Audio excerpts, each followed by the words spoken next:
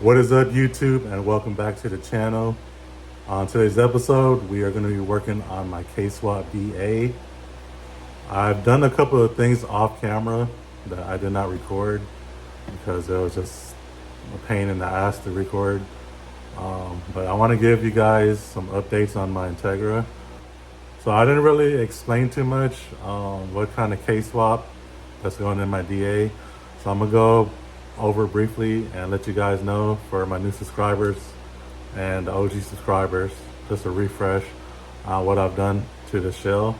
As you know, I'm working on this K-Swap DA, and I also have my 92 Aztec Green DB2 that I got as well. A lot of people are getting confused because I've been telling people that I was K-Swapping my DB2 for the longest. I now have two second-gen Integras.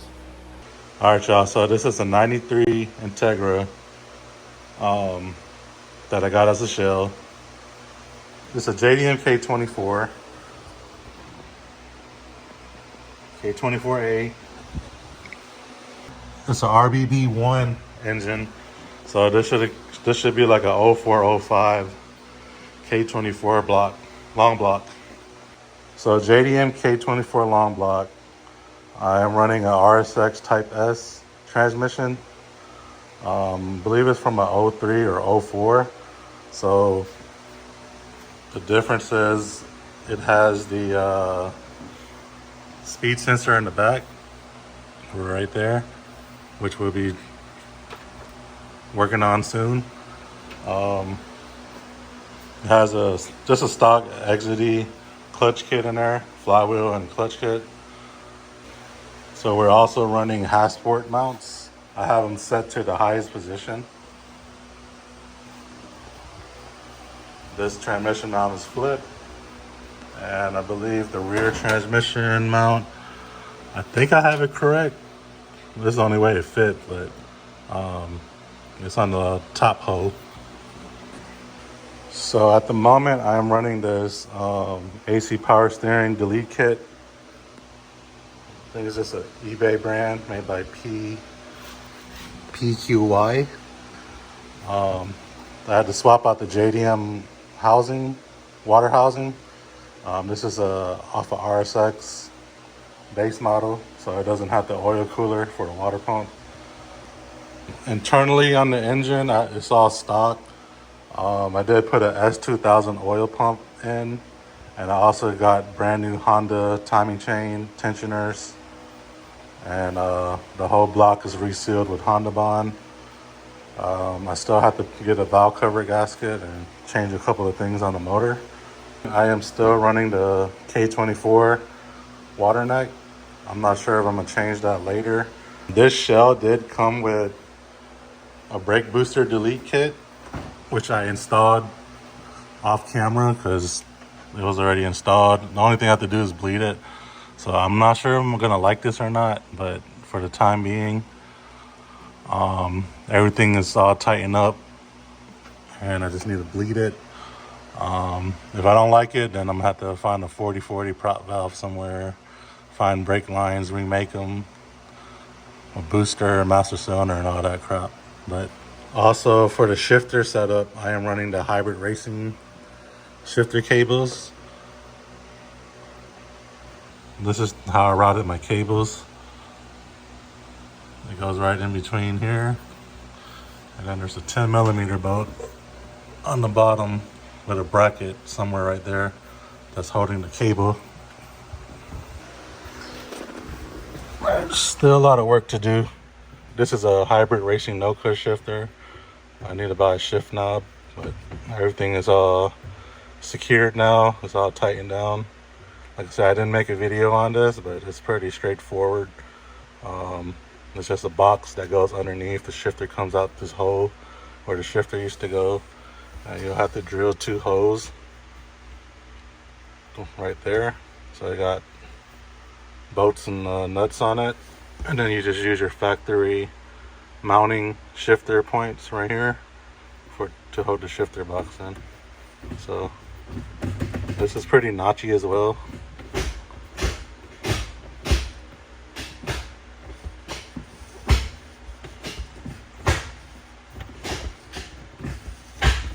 first. So I have this on the shortest setting. I might change this because it is kind of short, but I don't know. Let's get the car running and we'll figure that out. Also, I got the Hush Performance cable to hydro conversion kit installed. I mean, you can't see it, but it's installed. This was a pain in the ass to do. Oh, that's the brake pedal. But yeah, this was a pain to do. I highly recommend 100% to pull the dash off when you're doing your hydro conversion kit. It makes it a lot easier. You will have to remove this air duct inside. So that's why I say remove the dash, because it got a bolt. There's a bolt behind holding the plastic. So you have to remove that to get that air duct off, just to get, get access or room, inside. But I just ended up removing the dash because I was doing my wire tuck and it was a lot easier. It was still a little complicated, but I got it done now.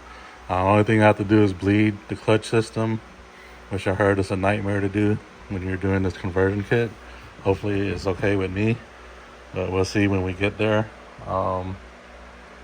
Also, like I said, this has a full wire tuck. All the wires are ran through the firewall and ran out through the door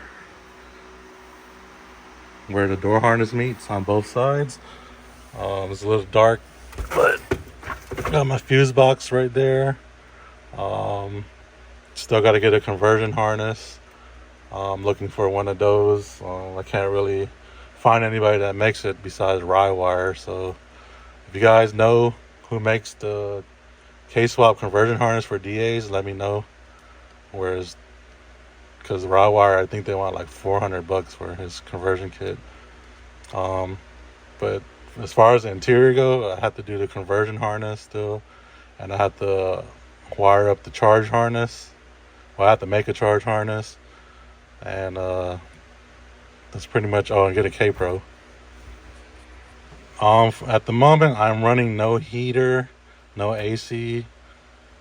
I would love to have heater and AC, but for the time being, I'm missing the little HVAC box that holds the heater core in. I'm missing the evaporator core and all that stuff. I do have the blower motor mounted up, but I might take that off.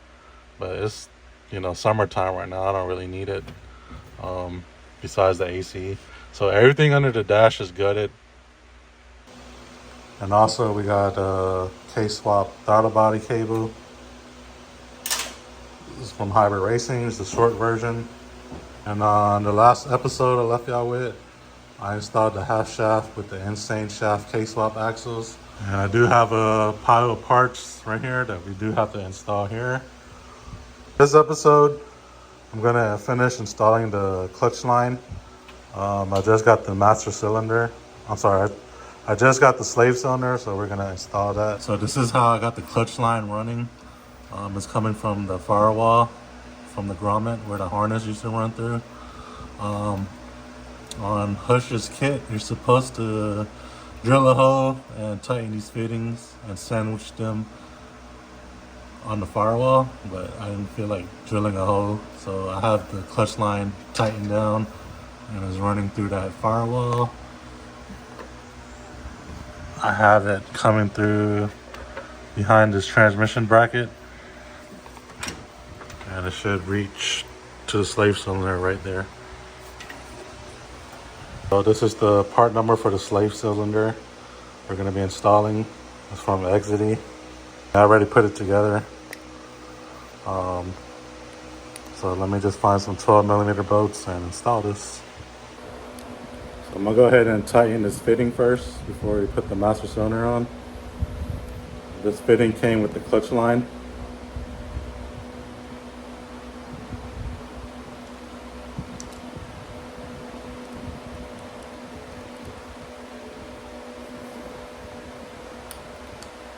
$17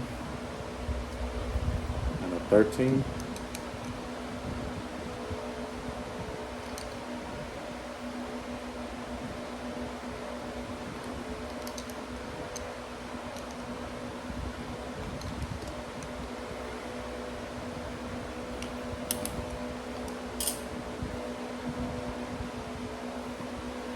Okay.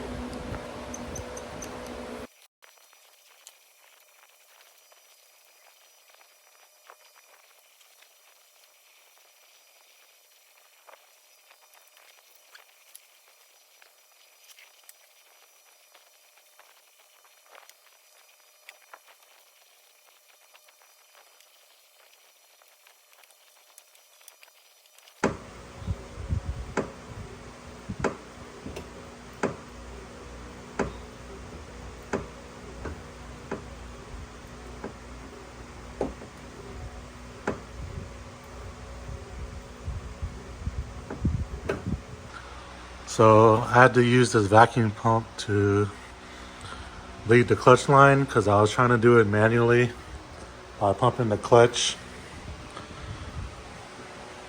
and it wouldn't bleed at all. So pump that, force the fluid out, and now we got pressure.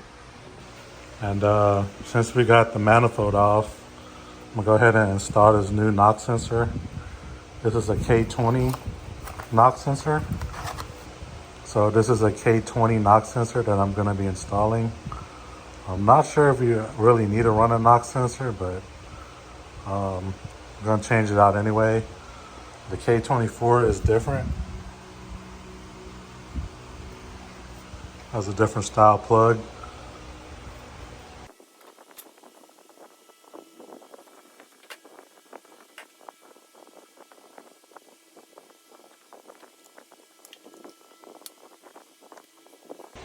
So the next thing I'm gonna do is install this aluminum magnetic oil drain plug that I got off eBay. It looks kind of small. M14 1.5. Let's see.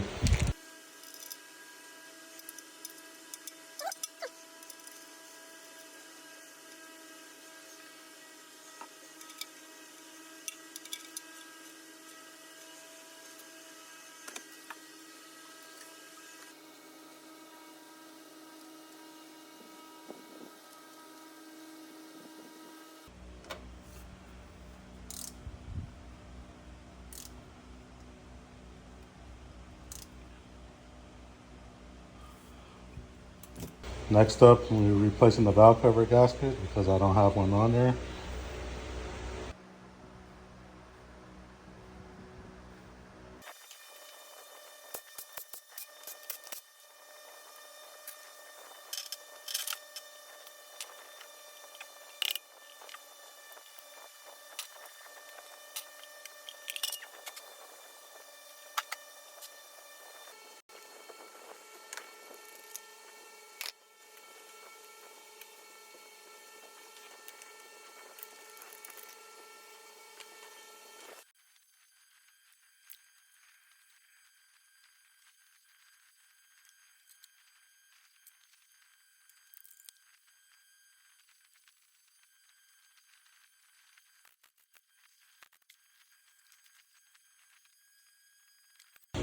All right, y'all, so the last thing I'm gonna do is install this single cam speed sensor.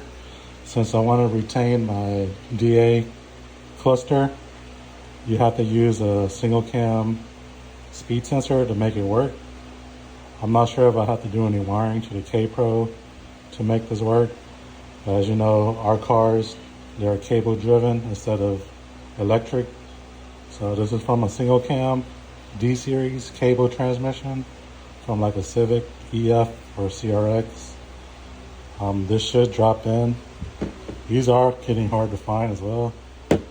I got the hardware, and I also purchased Hush Performance hardware kit for this. It's just a mounting tab and an Allen key and a washer to help hold the speed sensor down.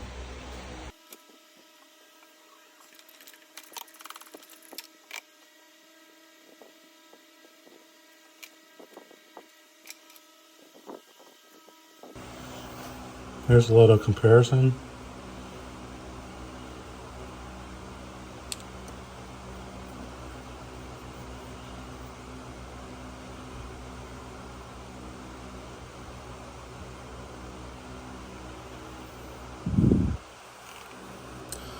But before I drop the speed sensor in, let me go ahead and put the transmission fluid in. I'm going with manual transmission fluid from Honda.